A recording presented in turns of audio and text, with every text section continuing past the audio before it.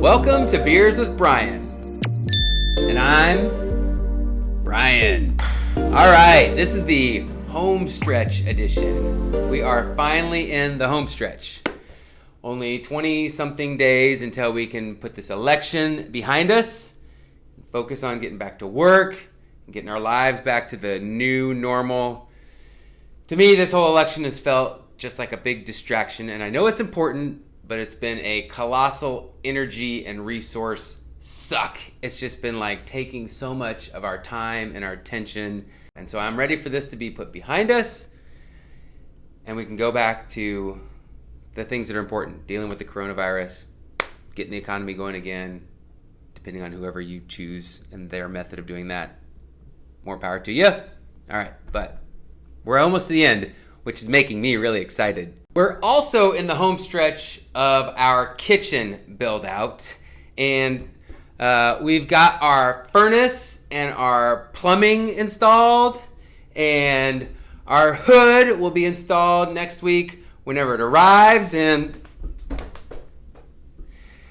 our cooler should be here next week, and the beer garden is back open, so we got a little more outdoor seating to enjoy through the rest of this fall. As I mentioned last week, we're beginning the hiring process for kitchen staff and a few more curators. The applications will be in the comments below and back on the Facebook page, so please share that with your friends. And we're also, as I just mentioned, in the home stretch of this beautiful weather. I feel like we've got some beautiful blue skies today, and the sun is shining, and the temperatures are like you could wear shorts and a sweatshirt if you wanted to, or you could bundle up in like pants and a sweater. You got a lot of options right now, which is like amazing, but that's coming to an end, and then we're getting back into the cold days of winter, which I'm not super stoked for, but so be it. And like last week would have been the feast, which would have been awesome to go to. I missed the feast and all my feast peeps and making that fry bread, so here's to you, fry bread peeps. And I'm stoked for Purdue football. That's coming up, so that's not really the home stretch because it hasn't actually started yet, but that's kind of like football season is going right now, so I'm stoked for that. Have I ever mentioned that I like Purdue football? Ever? Purdue sports? No? Okay. And I can't wait to see the black and gold hit the gridiron. So speaking of forced color-based segues, I've always never been able to say that word right, but we are going to talk about beer color today. So what we've got here is our flight. So instead of beer recommendation, we're going to talk about colors of beers. So I recommend all these beers today for this week. All right, here's what we got. Starting at the lightest color, let's just talk about SRM for a second. These are measured in SRM, which stands for Standard Reference Method, which is a really lame, it could have been like the beer rainbow or something, but they went with SRM. So the beer rainbow goes from 0 to 40, okay? And so I'm going to kind of walk you through different styles and what they are. So what we have here is our, and I'm not going to try all these right now because I will get wasted and it's too early in the morning to do that. So what we got here is SPP. This is Pilsner and should be about 2 to 4. So very light. This is called Straw as a color. And this one is to spec. Corey is really great about hitting things where they're supposed to be. SRM is something used by judges in competitions, and it's just a good way of like making sure your recipes are right where they need to be. So SPP right here is about a 3.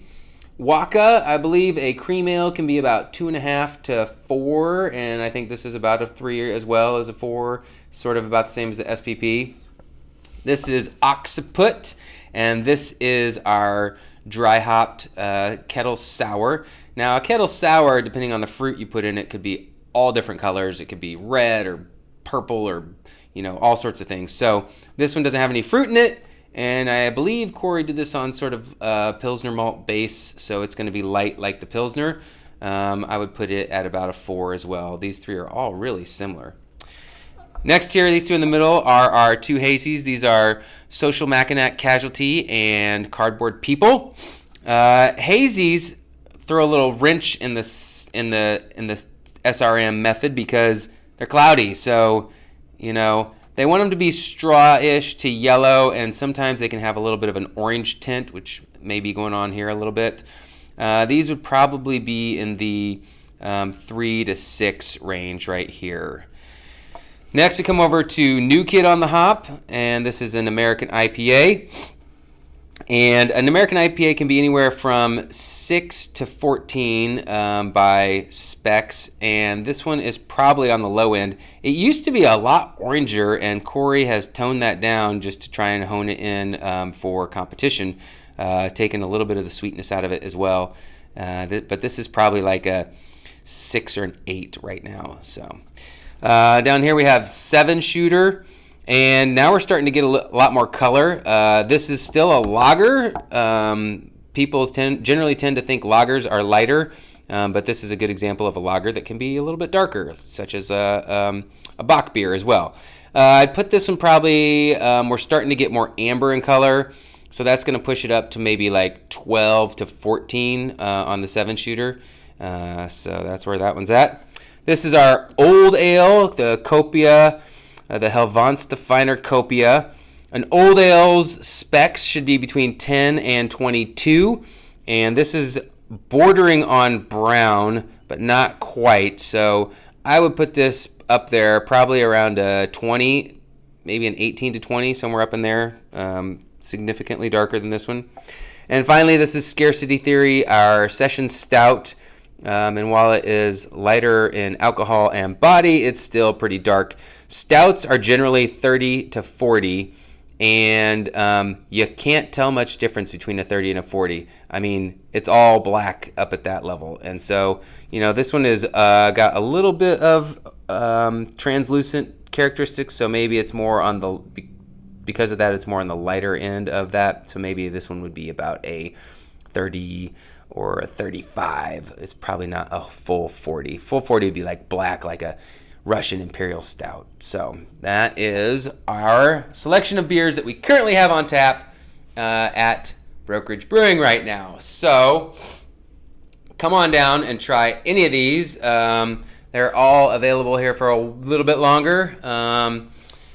Typically, our IPAs and our lighter beers sell faster, but we produce more of them. And our darker beers are usually like a one-time deal. So if you like the darker stuff and you want to try it, come down, try it. If you like it, take home a little bit. You can get yourself a crowler or a growler and, you know, tuck that away and, you know, drink it within like a month or so. But you can still kind of stretch it out once we run out here. So next week at Brokerage Brewing, we have Guac Box for Taco Tuesday.